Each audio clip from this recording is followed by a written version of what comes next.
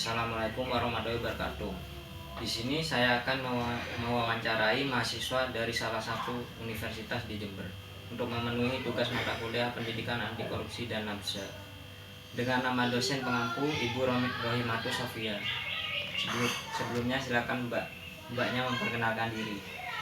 Baik, terima kasih. Assalamualaikum warahmatullahi wabarakatuh. Perkenalkan, nama saya Siti Sarifah. Saya dari Unhas Jember, dari Prodi PIAL. Terima kasih. Untuk soal yang pertama, menurut Anda penyebab seseorang melakukan korupsi adalah? Menurut pendapat saya, penyebab orang melakukan korupsi itu yang pertama pasti dari faktor ekonominya. Karena jika faktor ekonomi atau kebutuhannya itu tidak tercukupi atau gajinya itu rendah, maka di situ orang akan melakukan tindakan seperti korupsi ini untuk memenuhi kebutuhan hidupnya. Untuk soal yang kedua, menurut Anda cara yang dapat dilakukan agar koruptor jera adalah? Cara yang dapat dilakukan agar koruptor jera itu ya harus diberi hukuman yang seberat-beratnya agar koruptor tersebut jera dan tidak mengulangi kesalahannya tersebut. Pertanyaan selanjutnya yaitu tentang nafsa. Pertanyaannya, efek dari penggunaan narkoba itu seperti apa?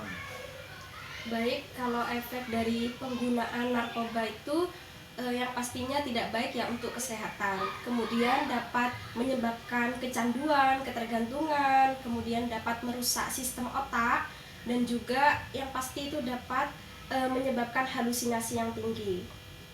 Mungkin seperti itu. Terakhir, mungkin mbaknya tahu apa saja bentuk-bentuk dari narkoba? Bentuk-bentuk dari narkoba itu bisa berbentuk seperti pil atau obat gitu ya. Kemudian bisa berbentuk seperti cairan, kemudian seperti bubuk. Mungkin seperti itu aja. Ya, terima kasih mbak. Wawancara dari saya kurang lebihnya saya mohon maaf. Terima kasih. Wassalamualaikum warahmatullahi wabarakatuh. Assalamualaikum warahmatullahi wabarakatuh. Saya Gilang Kurnawan dari Prodi Teknik Mesin dengan NIM 211064102. Di sini saya akan melaksanakan tugas pendidikan anti korupsi dan nafsa ketiga dan keempat, yaitu wawancara. Dan berikut narasumber saya, mohon kenalan terlebih dahulu. Ya, saya Fanik Maji Ramawati dari Fakultas Psikologi. Terima kasih. Langsung saja ke pertanyaan pertama, yaitu tentang pendidikan anti korupsi.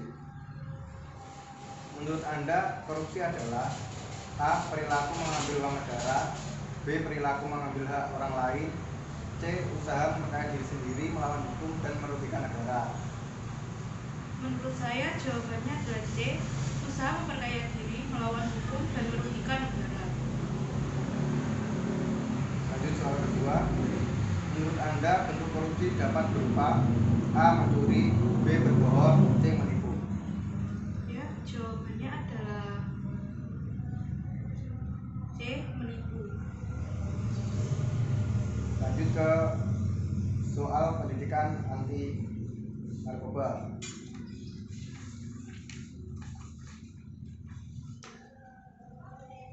Soal pertama, apa singkatan dari nafsa? A. Narkotika, B. Narkotika dan obat, C. Narkotika dan obat-obatan berbahaya, D. Narkotika, alkohol, psikotropika, dan zat aditif lainnya, C. Narkotika dan obat-obatan terlarang. Jawabannya adalah D. Narkotika, alkohol, psikotropika, dan zat aditif lainnya. Untuk soal kedua, apa saja yang termasuk narkoba? A. Morfin, B. Ganja, C. Tau, D. Sabu-sabu, E. Semua jawaban benar. Jawabannya E. Semua jawaban benar.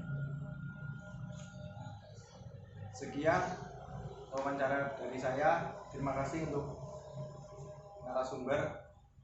Assalamualaikum warahmatullahi wabarakatuh. Assalamualaikum warahmatullahi wabarakatuh. Nama saya Kemal Ridya dan narasumber saya bernama Febri Nur Rahman.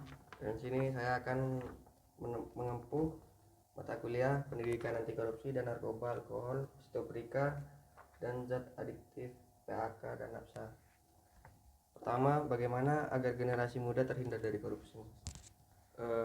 Ya dengan cara menanamkan kesadaran bahwa korupsi sangat merugikan. Ya, selanjutnya, apakah di kampus ini terdapat mata kuliah pendidikan anti korupsi (PAK)? Ya, Oke, terima kasih Mas. sama-sama. And action. Baik, Assalamualaikum warahmatullahi wabarakatuh. Perkenalkan, nama saya Muhammad Iqbal Romansyah dengan NIM 34. Di sini saya akan melakukan tugas wawancara kuesioner matkul pendidikan anti korupsi dan NAPSA dengan Ibu dosen mengampu, Ibu Rohimatus Sofia. Di sini dengan narasumber, mohon perkenalkan diri. Saya M. Alfian Muzamil, mahasiswa Universitas Muhammadiyah Jember dari Fakultas Ekonomi Prodi Manajemen. Baik, di sini saya akan memulai pertanyaan yang pertama. Menurut Anda, seberapa pentingkah pendidikan anti korupsi? A. Tidak penting, B. Penting, C. Sangat penting. C. Sangat penting. Baik, pertanyaan kedua. Menurut Anda, apakah KPK berpengaruh untuk mengurangi korupsi? A. Sangat berpengaruh, B. Berpengaruh, C. Kurang berpengaruh, D. Tidak berpengaruh. B. Cuma berpengaruh. Terus pertanyaan yang ketiga. Bagaimana pencegahan agar tidak terlibat pada penyalahgunaan narkoba?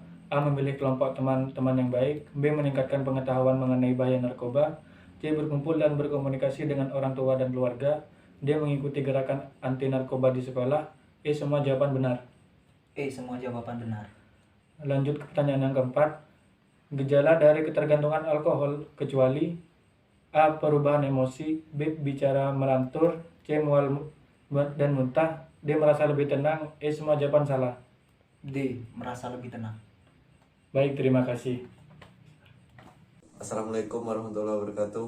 Perkenalkan, nama saya Rajif Nel Fikri, NIM 35, Prodi Teknik Mesin. Di sini saya akan mewawancarai tentang mata kuliah pendidikan anti korupsi dan NAPSA yang akan diwawancarai oleh saya Antung Saputra sebagai narasumber. Siapa yang bertanggung jawab untuk mengurangi korupsi di Indonesia? Mungkin KPK.